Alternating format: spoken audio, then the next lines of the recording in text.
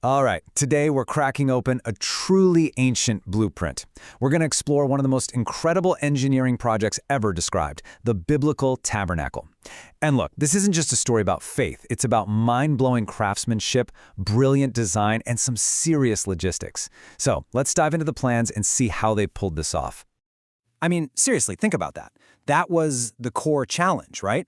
The goal was to build a sanctuary, a place for the divine presence that was both absolutely magnificent and completely portable. It had to be built, then taken apart, then moved across the wilderness, and then built all over again.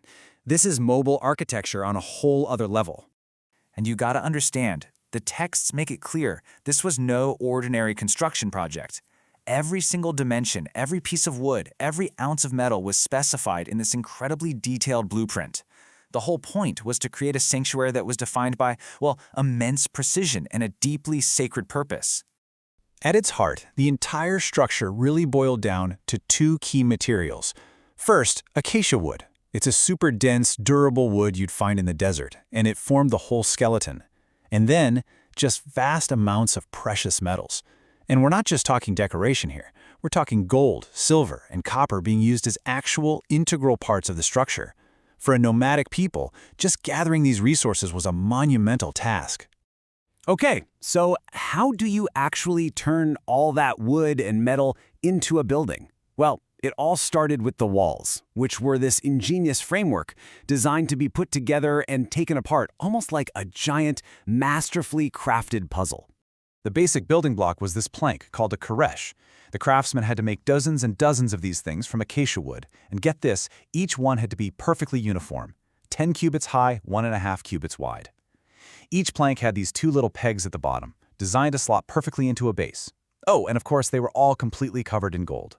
And this is where the sheer scale of the project really hits you. You had 20 of these golden planks for the south wall, 20 for the north wall, and 8 across the back. And the foundation? Just as impressive. Each one of those planks was anchored into 2 heavy, solid silver sockets. That's 96 solid silver anchors providing a stable base for this golden building, right there in the shifting desert sand. So you've got these golden planks standing up. How do you hold them all together? With this brilliant system of bars. 5 gold-covered bars ran sideways along each wall, and they were threaded through these gold rings that were attached to the planks. And the cleverest part, a special central bar ran the entire length of the wall, locking everything together into one solid, rigid unit. Just an incredibly strong and elegant solution. So once that golden frame was up, the next step was to actually define the spaces inside. And this wasn't done with more walls, but with these magnificent, heavy, woven textiles that acted as partitions and entrances. They added all this color, and as we'll see, a whole other layer of meaning to the architecture. And this is such a cool detail because it shows how the materials themselves tell a story. The inner curtain, the Parochet, which separated the absolute most sacred space, had these figures of cherubim woven right into it. It hung on 4 gold-covered pillars that sat in solid silver sockets. Now compare that to the main entrance screen. It was decorated with embroidery and hung on 5 pillars, but their sockets were made of copper. That little shift from silver to copper might seem subtle, but it creates a really clear hierarchy of holiness.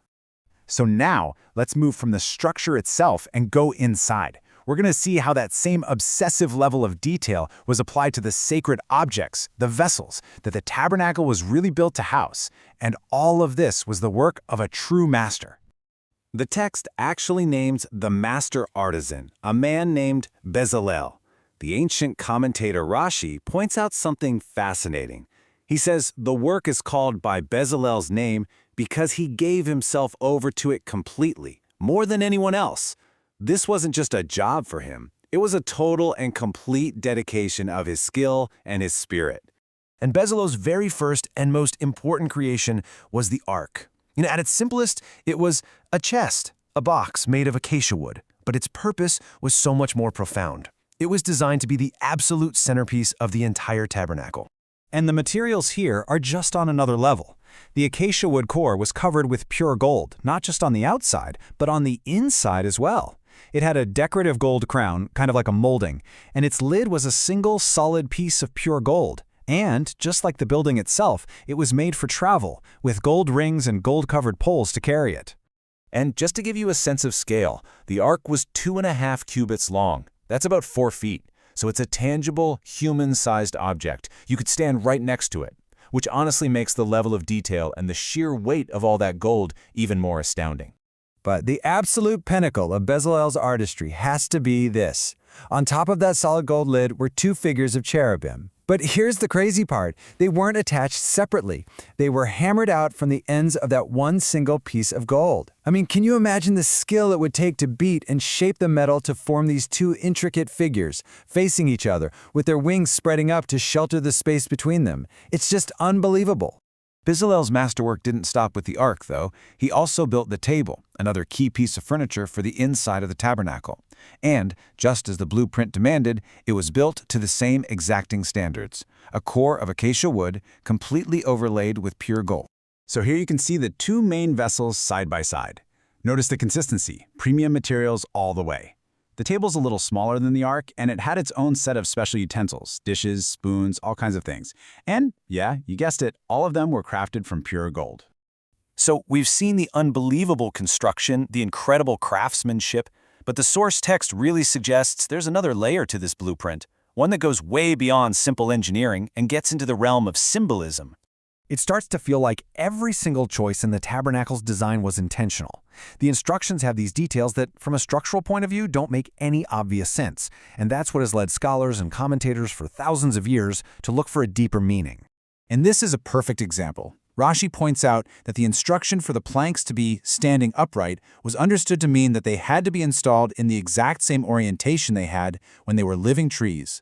So the top of the plank had to correspond to the top of the tree it came from. It's a completely invisible detail, but it's one that connects this man-made structure all the way back to the natural, living world. And this just leaves us with a fascinating final thought. The tabernacle wasn't just a building. It was a narrative, a story told in gold and wood. It really makes you wonder, right? What if the things we build today, our homes, our cities, our tools, what if they were designed with that same level of intention, where every single detail was meant to tell a deeper story?